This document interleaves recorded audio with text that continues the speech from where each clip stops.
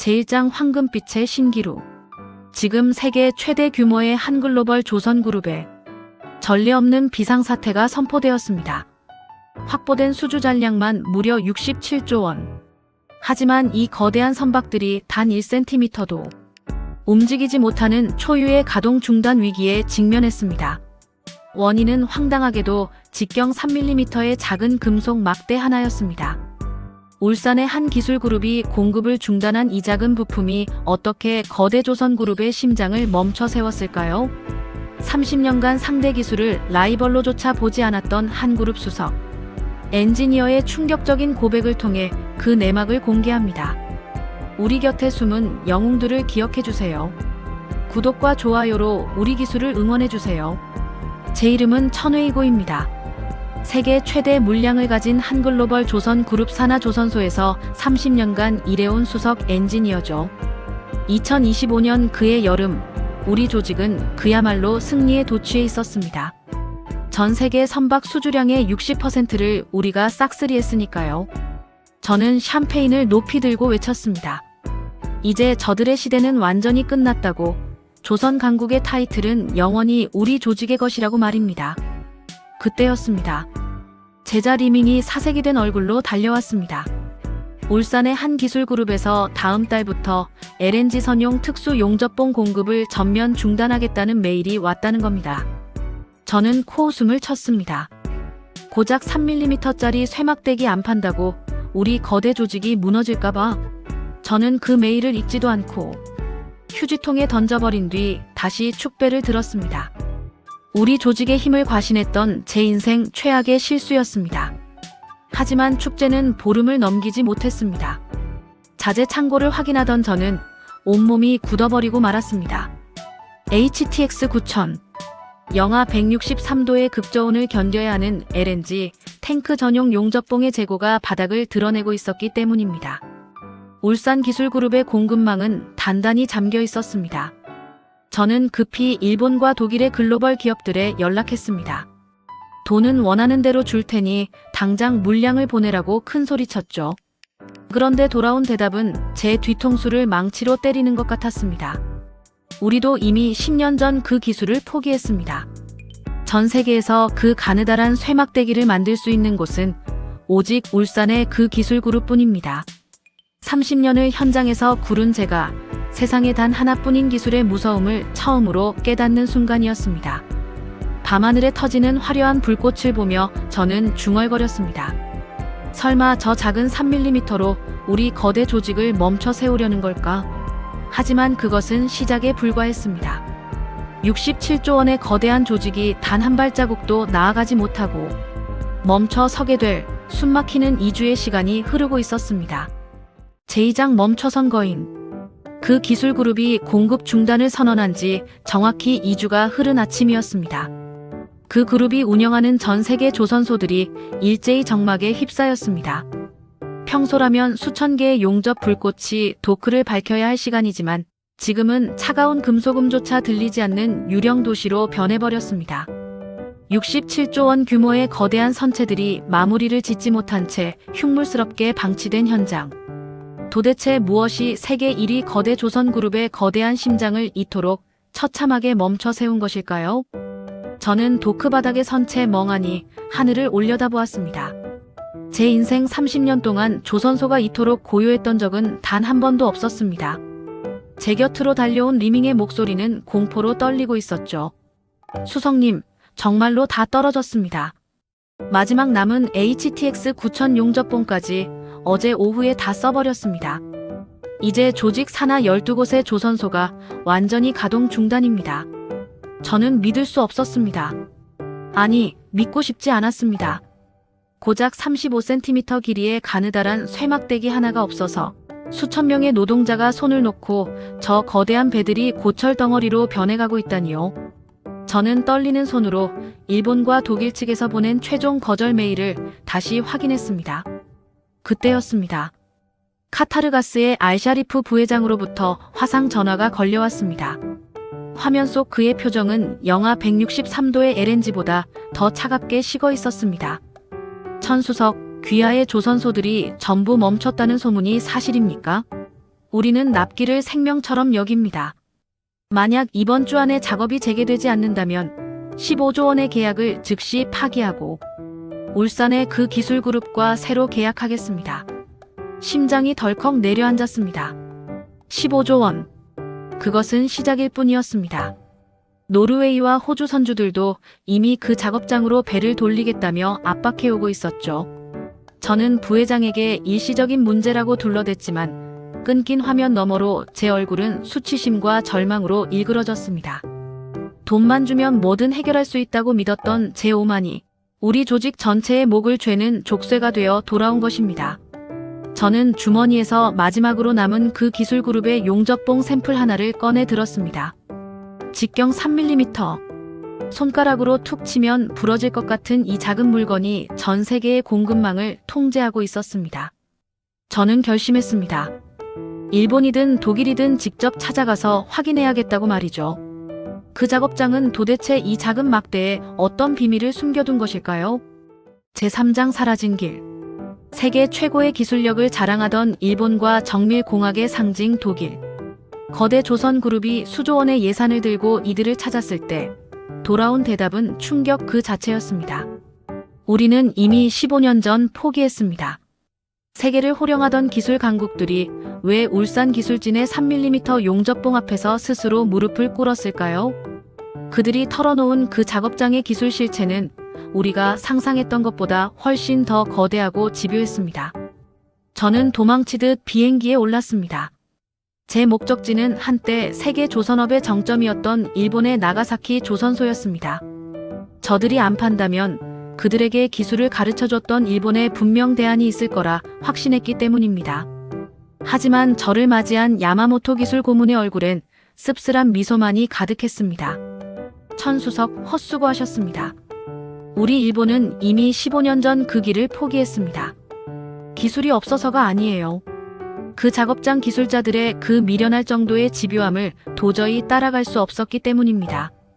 야마모토 고문은 먼지가 뽀얗게 쌓인 낡은 설계도 한 장을 보여주었습니다. 일본이 마지막으로 개발하려다 실패한 극저온 용접봉의 도면이었죠. 우리는 기계로 모든 걸 해결하려 했죠. 하지만 영하 163도의 벽은 기계의 정밀함만으론 부족했습니다. 결국 인간의 감각이 더해져야 하는 영역이었으니까요. 저는 믿고 싶지 않았습니다. 곧장 독일의 정밀 금속 기업으로 날아갔습니다. 세계 최고의 배합 기술을 가졌다는 그들이라면 분명 답을 줄 거라 믿었습니다. 하지만 독일 엔지니어의 대답은 더 참혹했습니다. 기술적으로 성분 분석은 가능합니다. 하지만 똑같이 만들어낼 수는 없습니다. 이 용접봉 내부의 미세한 격자 구조는 단순한 데이터의 영역이 아닙니다. 수천 도의 열기 속에서도 흔들리지 않는 숙련공의 손끝에서만 완성되는 예술의 경지죠. 독일 엔지니어는 현미경 사진 한 장을 보여주었습니다. 그 기술 그룹의 용접봉 단면은 마치 살아있는 세포처럼 정교했습니다. 일본은 실력이 없어 포기했고 독일은 정성이 없어 포기한 그 길을 이 땅의 기술자들은 오직 집념 하나로 뚫고 지나간 것입니다. 저는 호텔방에 틀어박혀 우리 조직의 실패 기록을 다시 들여다보았습니다. 영하 162도까지는 어떻게든 버텼지만 마지막 1도를 극복하지 못해 매번 산산조각이 났던 그 참혹한 기록들 말입니다. 이제 저에게 남은 선택지는 단 하나뿐이었습니다. 그토록 무시하고 비웃었던 그 작업장. 하지만 이제는 거대한 벽이 되어 앞을 가로막고 있는 울산으로 직접 찾아가는 것뿐이었습니다. 67조 원의 위기 앞에 선 저는 비로소 깨달았습니다. 기술은 돈으로 사는 것이 아니라 누군가의 인생을 바쳐 만드는 것이라는 사실을 말이죠. 제사장 마스터의 손끝. 자존심을 버리고 울산의 한 작업장으로 향한 거대 그룹의 수석 엔지니어. 그가 마주한 것은 수천 대의 로봇도 화려한 첨단 설비도 아니었습니다. 오직 거친 손마디와 낡은 작업복을 입은 그 작업장의 노병들이었죠. 세계 어디에서도 풀지 못한 3mm의 수수께끼를 그 기술 그룹은 도대체 어떻게 풀어낸 것일까요? 67조 원의 운명을 쥔 거대. 기업 엔지니어가 울산의 한 작은 작업실에서 목격한 결정적인 이유를 지금 공개합니다. 울산에 내린 제 뺨을 때린 것은 차가운 바닷바람이었습니다. 한때 아시아 최대 규모라며 큰소리치던 저였지만 울산의 그 기술그룹 본사 로비에 들어서는 제 발걸음은 초라하기 그지없었습니다. 며칠을 간곡히 빌어 겨우 공장을 견학할 기회를 얻었죠. 그런데 제가 안내받은 곳은 뜻밖에도 작고 소박한 건물이었습니다. 그곳엔 백발이 성성한 노인들이 작업대 앞에 앉아 있었습니다. 그중 한 명, 박종우 마스터 장인이 무심하게 저를 쳐다보았습니다. 35년간 오직 용접봉만 만들어 왔다는 그의 눈빛은 날카로운 송곳 같았습니다. 이곳에서 온 수석이 당신인가요? 기술을 사고 싶을 만큼 탐이 났던 게 고작 이 물건입니까? 박 장인은 제 앞에서 3mm 굵기의 용접봉 하나를 집어들었습니다. 그는 기계 센서 대신 자신의 거친 손가락으로 합금 분말의 질감을 느끼기 시작했습니다. 미세한 습도 차이를 읽어내고 그날의 기온에 맞춰 열 처리 온도를 조절하는 모습은 흡사 마법사 같았습니다. 천수석님, 당신들이 20년을 연구해도 실패한 이유를 알려줄까요? 당신들은 결과만 보려 했지 과정을 사랑하지 않았기 때문입니다. 이 1도의 차이는 기계 데이터가 아니라 내 몸의 감각이 결정하는 겁니다. 화상을 입어가며 35년을 이 열기 속에 서 있어야 비로소 보이는 길이죠.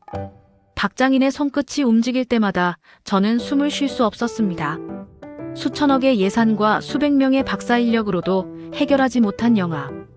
163도의 난제가 오직 한 인간의 집념이 담긴 손끝에서 너무나 허망하게 완성되고 있었습니다. 이것은 단순한 제품이 아니었습니다. 누군가의 청춘과 인생이 통째로 녹아들어 만들어진 돈으로는 결코 환산할 수 없는 결정체였습니다. 박장인은 완성된 용접봉 한 자루를 제게 건넸습니다. 마음이 담기지 않은 기술은 차가운 바다를 결코 견딜 수 없습니다. 저는 두 손으로 그 작은 막대를 받들었습니다. 67조 원의 위기보다 더 큰 충격이 제 영혼을 뒤흔들었습니다.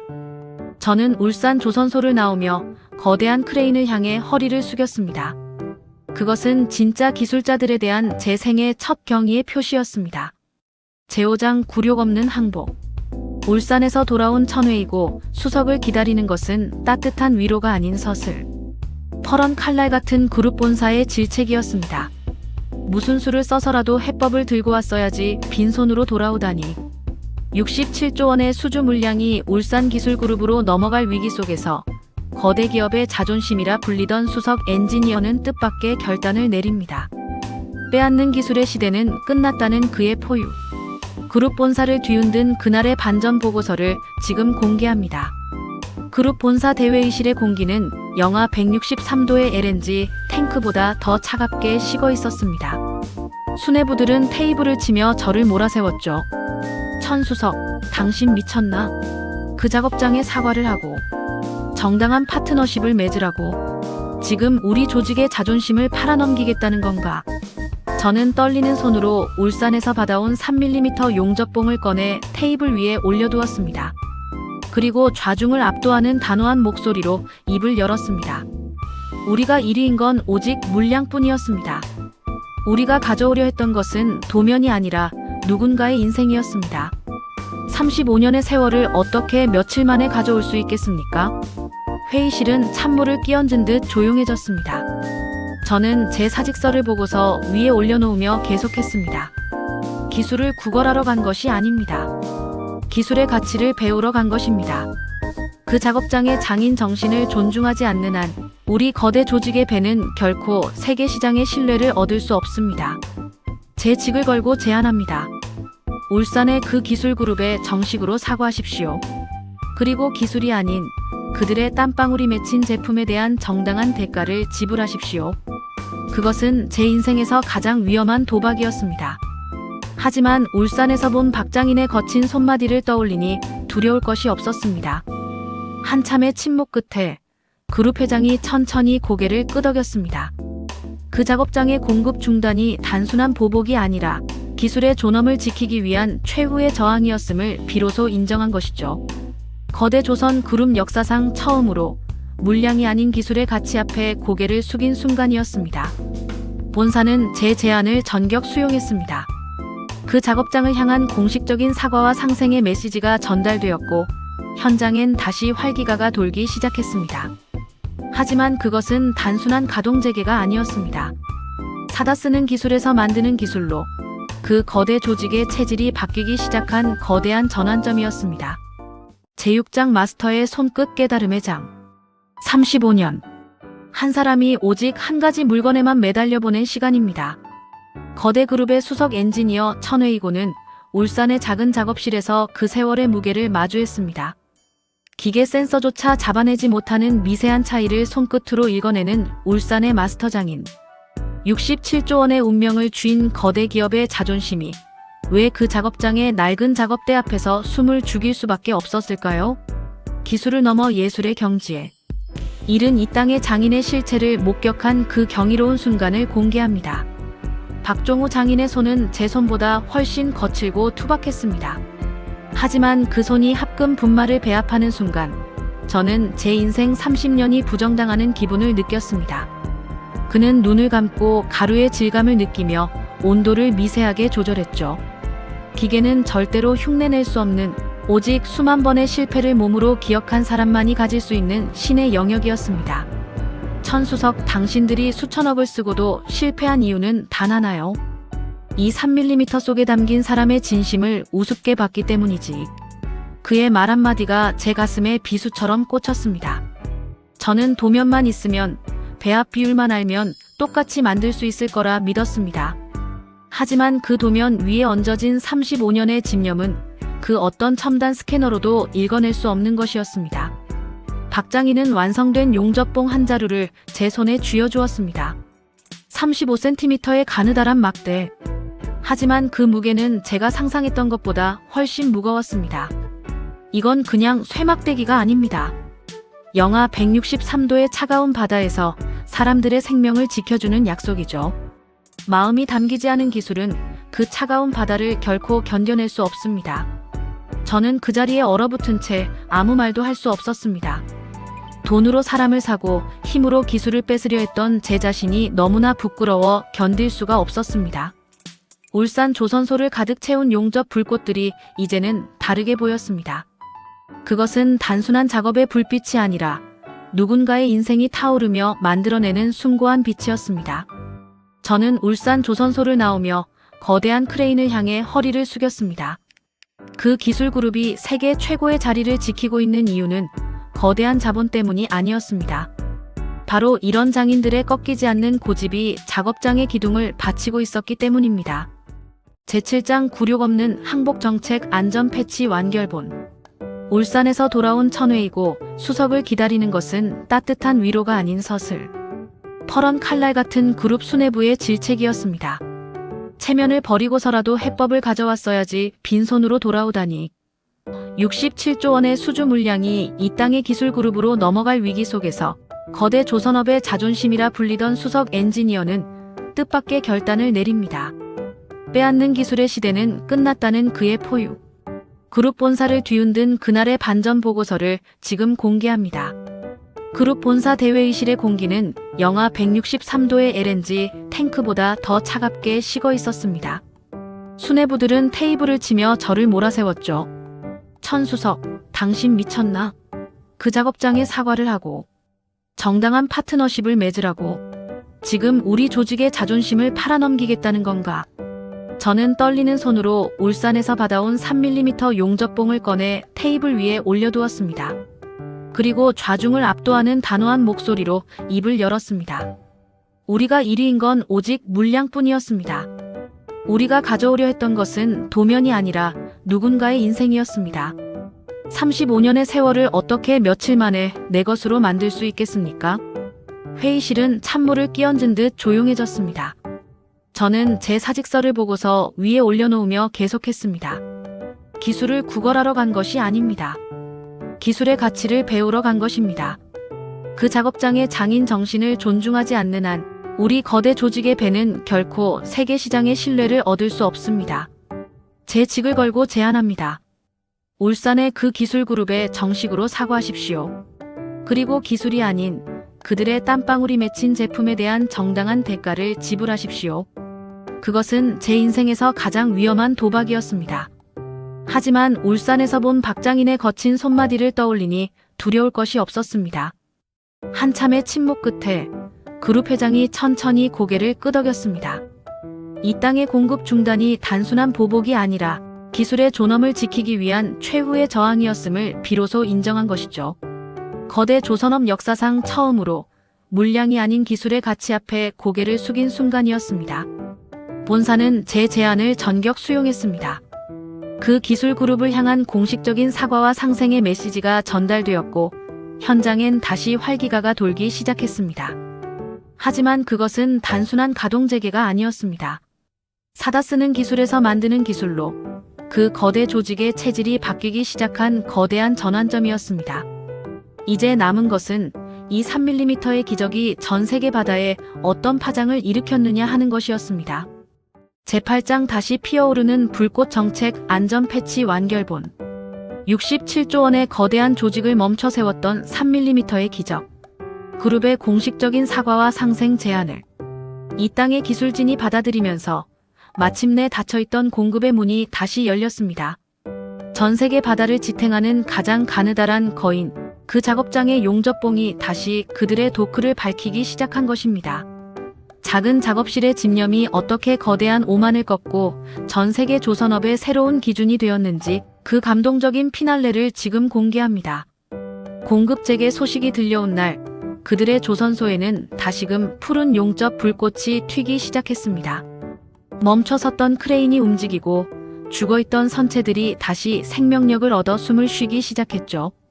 하지만 현장의 분위기는 예전과 완전히 달랐습니다. 저는 우리 엔지니어들을 한자리에 모아놓고 제가 울산에서 보고 느낀 것들을 털어놓았습니다. 여러분, 우리가 오늘 쓰는 이 울산기술그룹의 용접봉 한 자루의 무게를 기억해야 합니다. 이건 그냥 소모품이 아닙니다. 이 땅의 기술자들이 비웃음을 견디며 35년을 바쳐온 집념의 결정체입니다. 기술은 가져오는 게 아니라 만드는 것입니다. 우리도 이제부터라도 제대로 시작합시다. 10년이 걸리면 10년, 20년이 걸리면 20년을 투자합시다. 그 조선소에서 다시 피어오른 불꽃은 곧 전 세계로 번져나갔습니다. 계약 파기를 고려하던 카타르와 노르웨이의 선주들은 이 땅의 기술로 건조된 배를 보며 다시금 신뢰를 보냈습니다. 그들은 깨달았습니다. 배의 국적은 다를지언정 그 심장을 이어붙인 것은 결국 이 땅의 독보적인 기술력이라는 사실을 말입니다. 저는 제 책상 가장 잘 보이는 곳에 울산에서 가져온 3mm 용접봉 샘플을 소중히 간직하고 있습니다. 그것은 제가 잃어버렸던 엔지니어로서의 양심이자 우리 거대 조선 조직이 앞으로 나아가야 할 이정표가 되었습니다. 이 땅의 3mm. 그것은 세상에서 가장 가느다란 금속 막대였지만 동시에 전 세계 바다를 지탱하는 가장 단단한 거인이었습니다. 자랑스러운 이 땅의 기술자 여러분, 당신들이 흘린 땀방울이 오늘날 전 세계 바다의 기준이 되었습니다. 당신들의 꺾이지 않는 고집이 바로 이 나라의 진짜 힘입니다. 삶의 작은 차이가 모두의 운명을 바꾼다는 사실을 우리는 오늘 다시 한번 확인했습니다. 이 위대한 여정에 끝까지 함께 해주신 여러분께 진심으로 감사드립니다. 당신의 자부심이 이 땅의 미래입니다.